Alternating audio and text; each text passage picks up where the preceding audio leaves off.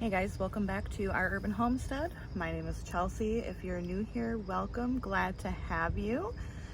And today I'm going to be talking about things that you should be starting right now for your fall harvest.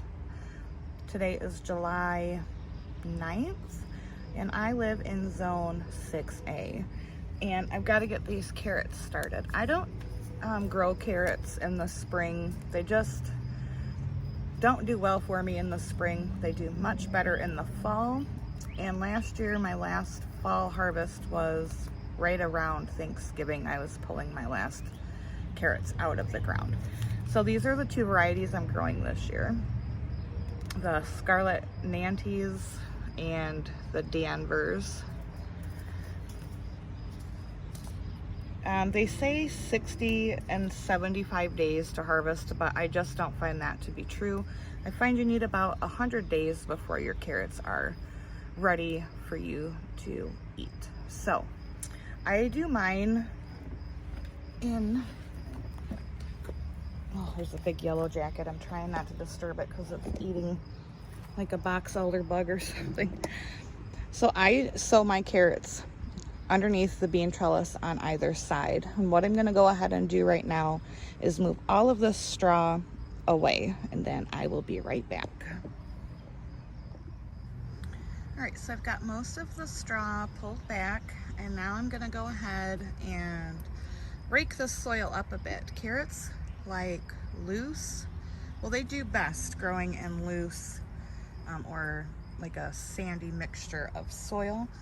If your soil is compacted, your carrots will not get big at all, and they just will not grow to those big, beautiful long carrots that we all love to see. So I'm gonna rake this up and then I will be back. All right, the soil is nice and loose, and I'm gonna show you my oh-so not technical method for sowing seeds. Sowing carrot seeds is really easy. I have a good success rate this way. A lot of people will just like take, carrot seeds are very tiny, and they'll like take the time and like space it 3 inches apart. I don't do that. I just kind of broadcast them over the soil, and then once they come back, or once they start to germinate and sprout, I'll come back and then thin them out that way. It's very easy, non-painstakingly long, and I have good germination rates when I do carrots like this. So I'm gonna set you down and hope you can see what I'm doing. It is very bright out here. Let's see, hopefully that you can see.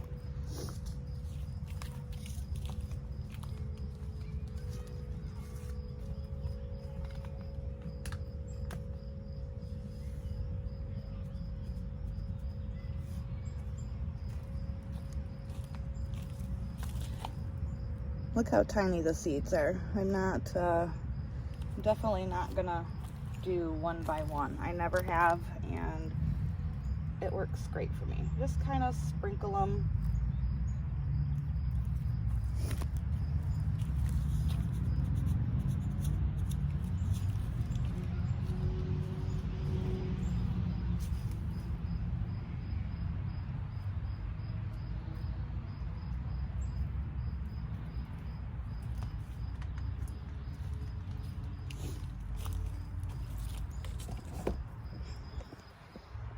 Pretty easy, yeah? And then I'm just gonna go and pat the soil down, and then I'm gonna cover it back up with the straw. I'm gonna give it a good water, and then place cardboard on top of it. And I'll be back once I do that. All right, I wanted to come in the shade so I can talk about why I use that method for sowing my carrots. The straw mulch is going to help keep those carrot seeds in place. So if we get a good rain, carrot seeds, like I showed you, are so very tiny. They have a tendency to wash out and wash away. So that straw mulch is really going to help keep them into place, and it's also going to help hold moisture in. Seeds need moisture to germinate. I put the cardboard on top of them, so that way it makes it a little bit cooler and they germinate easier. So after 5 days, I will lift the cardboard up and see if there's any sprouting. If not, I'll put it back down, and then every 2 days thereafter, I will check it. Once they germinate, I'll leave the cardboard off. Now on the other bed, underneath the other bean trellis, I'm gonna do no cardboard. We'll just do the straw mulch on top, and we will see which way works better. I've used the cardboard mulch method for quite a few years, and so we'll just do a comparison side by side. So that is the first thing that you should be growing for your fall harvest. Next, we're gonna plant some cabbages, broccoli, Brussels sprouts. I don't grow those in the spring. They get eaten terribly. You've seen in my previous garden tour videos that my cabbage just gets we have earwigs really bad this year. It wasn't even like cabbage worm or cabbage moth damage this year, which is annoying. So by the time that these are ready to plant out, those will have done their life cycle and I won't have to worry about them. I plan on doing about 12 heads of broccoli. I'll do 2 to 4 Brussels sprouts and probably 8 to 10 cabbages. Okay, so I decided to not show you me putting the seeds into my planters for the broccoli, cabbages, and Brussels sprouts. I think that would be pretty boring content, just watching me stick seeds into my 6-pack cells. I will say though that if you're doing a fall crop of any of those Brussels sprouts, broccoli, cabbage, cauliflower, you will need to keep those inside until they reach their size to go out. They're cool weather crops.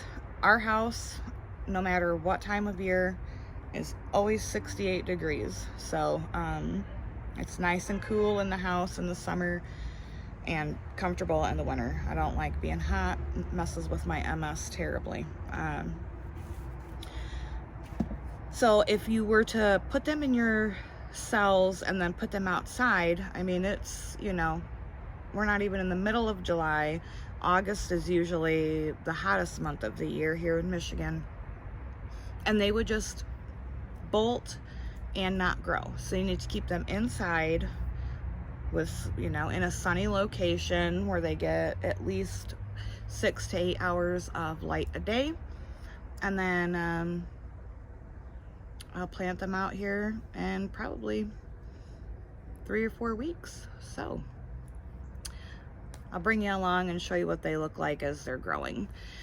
Thank you so much for watching. I hope that this helps someone who's been either nervous about trying to grow carrots or unsuccessful with growing carrots. I hope this gave you a few tips.